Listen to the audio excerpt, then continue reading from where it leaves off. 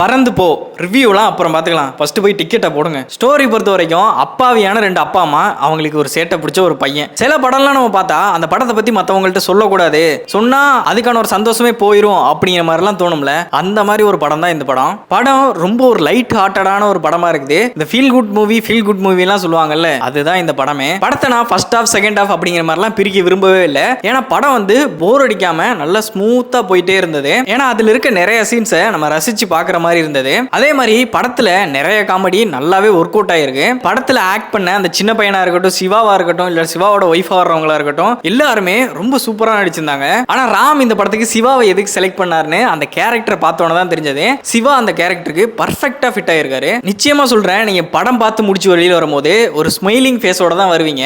அந்த அளவுக்கு அந்த படம் உங்களை ரொம்ப லைட் ஹார்ட்டடா மாத்திரும். சரி, ஓகே, இதுல மைனஸே இல்லையா அப்படின்னு கேட்டீங்கன்னா, மைனஸ்லாம் அந்த படத்துல பார்க்கவே தேவையில்லை. போய் பொறுமையா உட்காந்து படத்தை பார்த்து என்ஜாய் பண்ணிட்டு வாங்க. இந்த படம் ஓடிட்டு இருக்கும் போதே போய் தியேட்டர்லயே பார்த்துட்டு வந்துருங்க. அப்புறம் ஓடிடில வந்துட்டு இந்த படம் நல்லா இருக்கு தியேட்டர்ல மிஸ் பண்ணிட்டேன்னு யாரும் ட்வீட் போட தேவையில்லை. இந்த படம் எனக்கு ரொம்பவே பிடிச்சிருந்தது. இந்த படத்துக்கு 10க்கு 8 மார்க் கொடுப்பேன்.